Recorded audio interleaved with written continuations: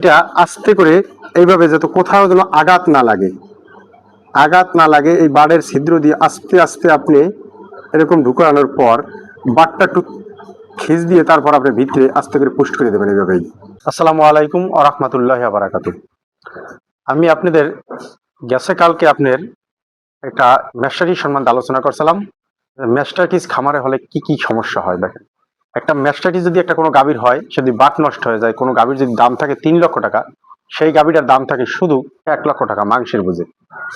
আমি প্রথম দিন আমি একে চিকিৎসা দিছি নর্মাল, কিন্তু দেখা গেছে তারপরও ও ওলান ফোলাও কমে নাই, আরো প্লাস ওলান চাক ধরছে। চাক ধরার পর এখন পানি পানি আসে এবং সরাসরা দুধ আসে। এখন বোঝা যাইতেছে শুধু ফোলার থেকে এখন পুরোদমে ম্যাস্টাইটিস হয়েছে। এখন ম্যাস্টাইটিস হলে এর কি কি কারণে ম্যাস্টাইটিস হয়? 1 নম্বরে ফ্লোর স্যাঁতস্যাঁতে ভিজা থাকলে এবং জীবাণুযুক্ত থাকলে, অপরিষ্কার থাকলে, এবং আপনি দুধ দহনের পর 30 মিনিটের মধ্যে যদি আপনি শুয়ে পড়ে গাবি, কারণ ওর বাট খোলা থাকে, ওই বাট দিয়ে জীবাণু ঢুকে তারপর আপনার ম্যাস্টাইটিস হয়। এখন কোন কারণে হয়েছে আমি তা জানি না, তবে আমার লক্ষণ আমি একটাই বড় পেয়েছি, তা হলো যে গরুটা যখন ডাকে আসছে আমার গাবিটা, তখন আমি একে ডাকে আসার পর ওই গাবিটা পরিপূর্ণ দুধ নামে নাই ওলান থেকে। এবং আমি তো সবসময় গাবিকে দহন করে হাত পানানো, বাছুর ভিন্নভাবে দুধ খাওয়াই রাখি। এখন ও পুরোপুরি দুধ না হলে আসে, যখন গাবিটা হয়েছে আপনার দুধ হয় সকালবেলা 10 লিটার, সে গাবিটা দুধ হয়েছে 5 লিটার। 5 লিটার দুধ হওয়ার কারণে আর যে 3-4 লিটার দুধ ও ওলান থেকে ছাড়ে নাই, ওলানটা আমরাও তা বুঝতে পারিনি, মনে করছি হয়তো বা রুচি কম, তাই ও দুধ কম হয়েছে। কিন্তু ওলানের ভিতরে দুধ রয়ে গেছে, সেটা নামে নাই, না নামার কারণে ওই দুধটা নষ্ট হয়, ওলান খুলে উঠছে এবং চাক দিছে। তারপর আমি কালকে আপনাদের দেখাইছি যে শুধু থাইমাক্স ডিএস মানে অ্যামক্সিসিলিন, তারপর এস্টাভেট, তারপর পিপারভেট, এই ইঞ্জেকশন গুলো পড়ছে এবং কর্পূর দিয়ে ওলানটা সুন্দর করে ডলে দিছি বা মেসেজ করে দিছি, কিন্তু তাতেও ভালো হয়নি। আজকে আমি চিকিৎসা দিতেছি মুখে মেস্টিকেয়ার প্লাস খাওয়াইতেছি অ্যামক্সিসিলিনের সাথে থাইমাক্স ডিএস, যাই হোক পপুলারের, তার সাথে এখন জেন্টামাইসিন করবো, কারণ জেন্টামাইসিন ওলানের ফ্লোয়া টানে এবং আপনার এর ওলান যদি চাক থাকে তা নরম করে, এবং তার সাথে পিপারভেট দেবো। তার সাথে দেখেন এই টিউব, এইটাকে বাড়ের ভিতরে বাট নরম করে, তারপর সরাসরা দুধ আসলে তরল করে এটাকে মানে পানি আকারে দুধটা বের করে ফেলে। যদি ওইটা সরাসরা দিয়ে ওলান আটকে যায় তার নালীগুলা, তাহলে দেখা গেছে আর বাটটা ভালো হবে না। তাই একে এসিআই এই টিউব আমি ব্যবহার করতেছি, বাড়ের ভিতরে দিয়ে দেবো। আমি ইঞ্জেকশনগুলো ভরে নিতেছি, তারপর মুখে আমি মেস্টিকার প্লাস খাওয়াবো, তারপর বাডে যে টিউবটা ব্যবহার করি বা পেস্টটা ব্যবহার করি তা আমি দেখাবো।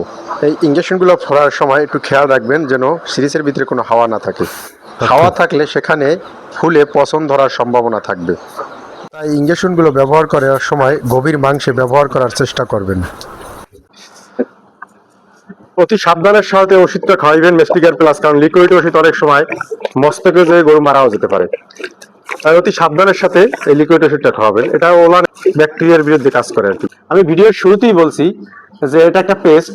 এই পেস্টটা যখন গাভীর বাট থেকে দুধ সরাসরা বের হবে, দই আর কি বের হবে, তখন ওইটাকে আস্তে করে সমস্ত ওলানের দুধ দহন করে ভালোভাবে তারপর ঢুকিয়ে দিতে হবে।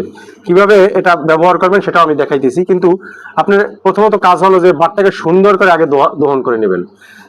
দহন করার পর আপনি এই পেস্টটা দেবেন।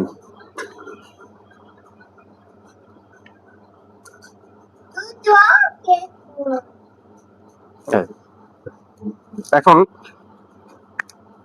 দেখেন এটা একটা সুইর মতো আছে, এটা আস্তে করে এইভাবে যাতে কোথাও যেন আঘাত না লাগে এই বাড়ের ছিদ্র দিয়ে আস্তে আস্তে আপনি এরকম ঢুকানোর পর বাটটা একটু খিচ দিয়ে তারপর আপনি ভিতরে আস্তে করে পুশ করে দেবেন এইভাবেই।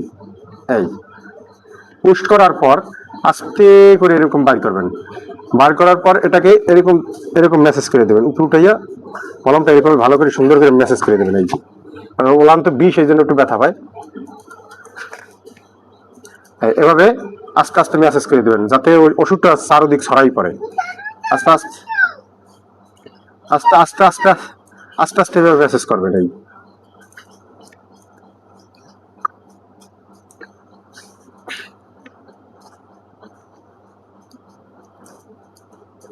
সুন্দরভাবে মেসেজ করে দিবেন যাতে ওই ওষুধটা বাড়ের চারদিক ছড়াই পড়ে।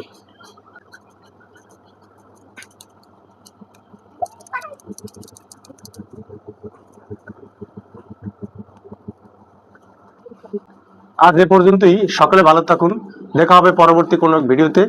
আসসালামু আলাইকুম ওয়া রাহমাতুল্লাহি ওয়া বারাকাতুহু।